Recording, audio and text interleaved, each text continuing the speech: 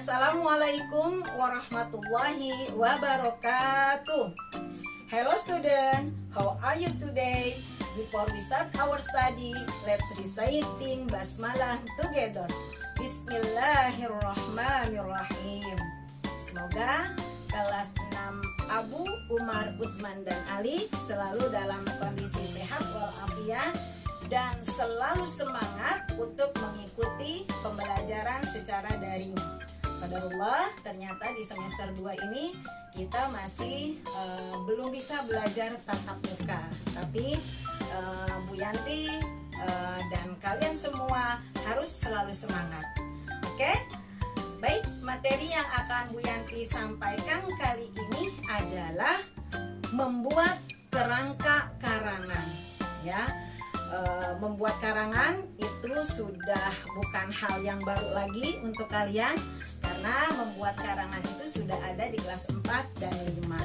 Ya, apa itu karangan? Karangan adalah bentuk tulisan yang mengungkapkan pikiran dan perasaan pengarang dalam satu kesatuan tema yang utuh. Nah, karangan ini bisa berbentuk cerita yang sebenarnya ataupun cerita tidak sebenarnya, fiksi ataupun non fiksi. Nah, untuk membuat karangan yang baik, ya, sebaiknya kalian terlebih dahulu membuat kerangka karangannya. Ya, apa itu kerangka karangan? Kerangka karangan adalah rencana kerja yang memuat garis besar suatu karangan. Ya, kenapa sih Bu harus dibuat kerangka karangan terlebih dahulu? Nah, dengan membuat kerangka karangan terlebih dahulu, karangan yang kalian buat akan menjadi teratur ceritanya, akan menjadi lebih sistematis, berurutan. Tidak ada pengulangan kalimat, tidak ada pengulangan cerita, ya. Jadi dengan membuat kerangka kerangka karangan, cerita atau karangan yang kalian buat akan menjadi lebih baik, akan menjadi lebih teratur. Itu manfaat dari kerangka karangan. Nah, sekarang bagaimana langkah-langkah membuat kerangka karangan? Yang pertama, menentukan tema. Ya, jadi misalkan temanya tema liburan. Nah, kemarin kalian kan sudah liburan. Nah, carilah ya tema liburan ini, nanti yang ceritanya itu kalau bisa sesuai dengan yang kalian alami. Ya, misalkan liburannya pergi ke rumah nenek, liburannya pergi ke pantai, atau liburan di rumah saja. Ya, jadi tidak apa-apa, liburan di rumah saja juga bisa menjadi cerita yang menarik. Kan bisa membantu ibu di rumah, ya, bisa murojaah, atau bisa membuat kerajinan, ya. Jadi walaupun liburannya di rumah, tapi bisa menjadi cerita yang menarik juga, ya. Nah, kemudian setelah menentukan tema, dibuatlah judul. Judulnya tidak boleh keluar dari tema. Misalnya temanya tadi kan liburan. Nah, maka judulnya adalah pergi ke rumah nenek ketika liburan, atau liburan aku dan keluargaku pergi ke pantai, ya, atau liburan di rumah saja, ya. Jadi tema dan judul harus sesuai. Nah, yang ketiga, membuat kerangka karangan. Nanti akan Bu Yanti kasih contoh seperti apa kerangka karangan. Nah, baru yang keempat, mengembangkan bahan, ya,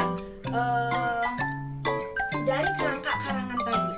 Jadi setelah membuat tema, kemudian membuat judul, lalu membuat kerangka karangan. Nah, dalam kerangka karangan ini kan ada bahan-bahannya. Nah, setelah ada bahan-bahannya, baru dikembangkan bahan-bahan itu menjadi sebuah cerita. Nah, nanti tolong diperhatikan, tolong disimak bagaimana bentuk dari sebuah kerangka karangan.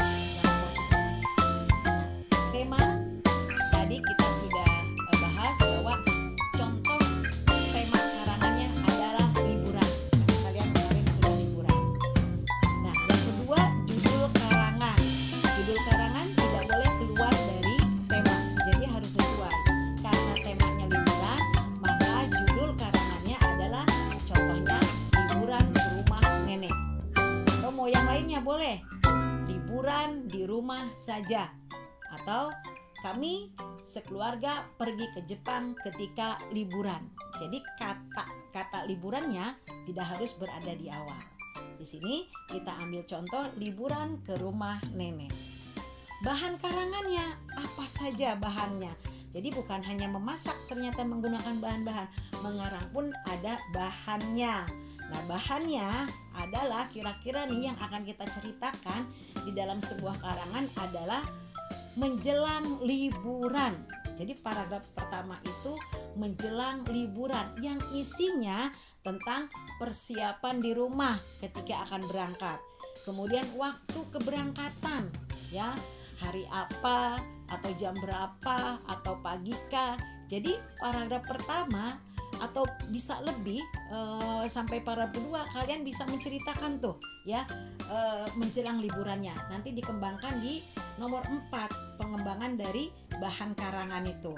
Kemudian ke rumah nenek, misalkan paragraf ketiga dan keempat, kalian ceritakan tuh ya bahan ke rumah nenek, misalkan di dalam perjalanannya kalian naik apa, di perjalanan apa yang kalian nikmati, kemudian sampai di rumah neneknya kapan, kalian ceritakan. Bisa di paragraf kedua atau ketiga. Yang ketiga, bahan karangannya adalah di rumah nenek. Nah, di rumah nenek ini kalian bisa ceritakan kegiatan sehari-hari kalian selama liburan di rumah nenek. Pergi ke sawah kah, pergi ke sungai kah, atau bermain dengan saudara-saudara yang lain. Jadi kalian ceritakan sampai dengan kalian kembali lagi ke rumah karena liburan telah selesai. Nah, dari bahan-bahan ini kalian kembangkan dalam sebuah cerita atau sebuah karangan. Bagaimana contohnya? Kalian perhatikan kembali contoh pengembangan dari bahan karangan yang sudah tadi Bu Yanti bahas.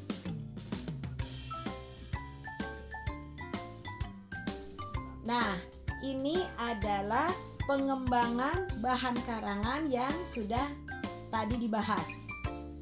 Kalian perhatikan ya, ini adalah karangan yang berjudul Liburan ke Rumah Nenek yang menggunakan kerangka karangan terlebih dahulu.